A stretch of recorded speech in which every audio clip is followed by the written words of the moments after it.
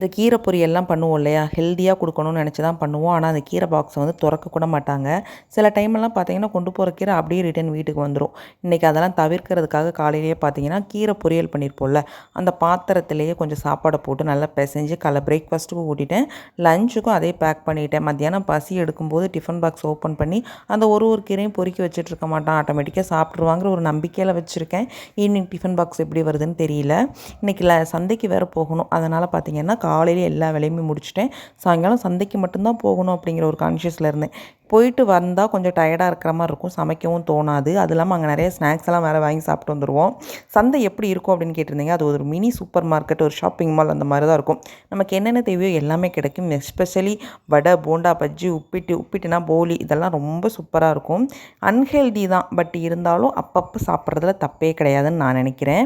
நீங்கள் சந்தைக்கு போயிருக்கீங்களா? எத்தனை பேர் சந்தை அனுபவம் இருக்குங்கிறத மறக்காமல் கமெண்ட்டில் சொல்லுங்கள்.